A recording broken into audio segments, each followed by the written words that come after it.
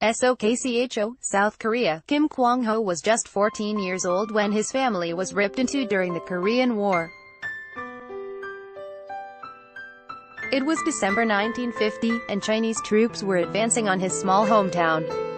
With his father, two older brothers and an older sister, he fled south, first on foot, then perched on top of a train and finally packed impossibly tight into a transport ship.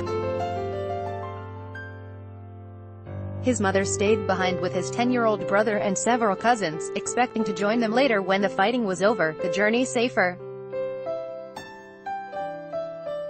Participant Kim Bong-yeoh arrives at a hotel and gathering point in Sokcho, South Korea, on Sunday, ahead of the inter-Korean family reunion slated for the North Korean resort of Mount Kumgang from Monday to Wednesday, at Jones, AFP, Getty Images. "It was a pretty light-hearted farewell," he said.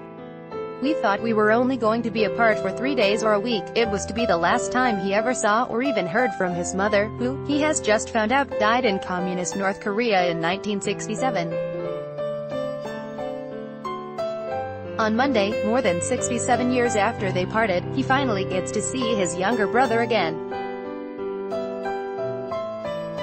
Kim is one of 172 South Koreans who will travel into North Korea to meet relatives this week, in the first reunion of divided families to take place for 3 years, as relations thaw between the neighbors. Article continued below. These reunions are simultaneously a reminder of the deep bonds between the two nations and an illustration of just how far they have grown apart in the decades since their painful division. The reunion program began in 1985, stalled, then got underway properly at the turn of the millennium. In all, more than 17,000 South Koreans have taken part in more than 20 meetings, seeing their relatives in person or over video link. But more than 130,000 have registered as members of divided families since the program began, and more than half of them died before getting to see their relatives again. Many on the waiting list are over 90 years old. Some barely recognize those relatives they do get to meet. Kim has vivid memories of life in North Korea, of climbing an apricot tree outside his house and sitting up there, singing, looking out over an apple orchard, of running into the hills when he heard the planes of the US-led United Nations force flying toward his rural town, and watching their bombs, boom boom boom, exploding in a line along the railway tracks. He remembers dozing off on top of the train carrying him toward the port of Hungnam, snow piling up on his shoulders. But he can't remember his brother's face, or even his mother's anymore. Still, he says he was happy to be chosen for the reunion and is looking forward to seeing his brother again. "My two older brothers who came south with me both died in their 60s, he said. "My younger brother is 78 now. I am surprised to see he is still alive. He will come bearing gifts, some warm jackets, socks, soap and cosmetics for his brother's wife, and 2 packets of Choco Pies, the cake and marshmallow chocolate sandwich snack made in South Korea but particularly coveted in the North." Article continued below. Participants are discouraged from bringing cash, and he has chosen not to, worried that his brother probably wouldn't get to keep it anyway.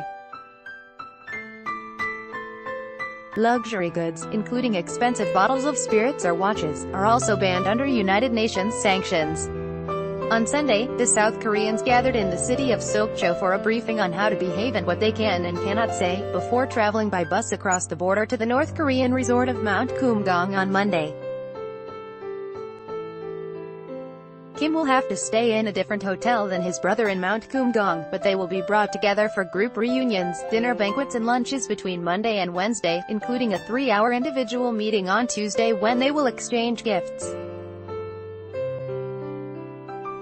Southern participants are advised not to criticize the North Korean leadership or ask about the country's economic situation in case it causes problems for their relatives. And if their counterpart starts singing propaganda songs or making political statements, a common problem in the past, participants are advised to naturally lead the conversation to another topic. Gifts of a propaganda-type nature should be politely refused. Still, Kim is looking forward to hearing about his mother and about how his hometown has changed. Then, on Wednesday, after just 11 hours together, he and his brother will part again, almost certainly for the last time. The meetings are like a sudden spark of light after nearly 7 decades of darkness. Many people have heard nothing about their relatives in the North during that entire time, and are nervous about who and what they will encounter. And then, after the brief meeting, darkness will reign once again. I really wish we could exchange letters afterwards, or talk to each other over the phone or by video call, Kim said, but these reunions are one-time only meetings. Yun Young-sik applied to see his older sister, whom he last saw when he was 12 in 1950. She was already married by then, with 2 young children, and when the rest of the family fled south, she stayed behind with her husband's family. 10 days ago, Yun found out he had been selected for this round of family reunions. But he also learned his sister had died 25 years ago. Instead, he will meet her children, his nephew and niece. He knows nothing about them except their names and ages, 71 and 70 respectively.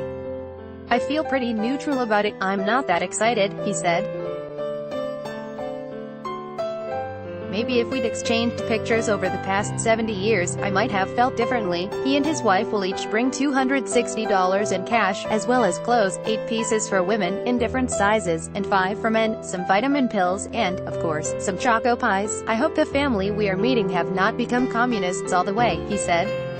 If they have become totally indoctrinated, they will not tell us frankly what their lives are like. I hope they're not like that. There is a good chance they will be. Daily NK, a South Korean news service with contacts inside the North, reported last week that only North Koreans seen as loyal to the regime will be chosen for the reunions. That could rule out many people. North Koreans whose relatives had fled south were often seen as suspects, and placed in the lowest rungs of the country's heavily stratified society, experts say. Either way, those who do get chosen have to undergo a month of political indoctrination to make sure they say the right thing, said Cho Eun-bum, who works to reunite divided families at the Red Cross for many years. Among the first things the North Koreans tell their South Korean relatives is their gratitude to their great leader, he said, which immediately casts a chill over the long-awaited reunion. The 14-year-old Kim sailed south on the SS Meredith Victory, a U.S. merchant marine ship that was nicknamed the Ship of Miracles for carrying 14,000 refugees on that voyage, the largest land evacuation by a single ship. Also on board were the parents of South Korean President Moon Jae-in.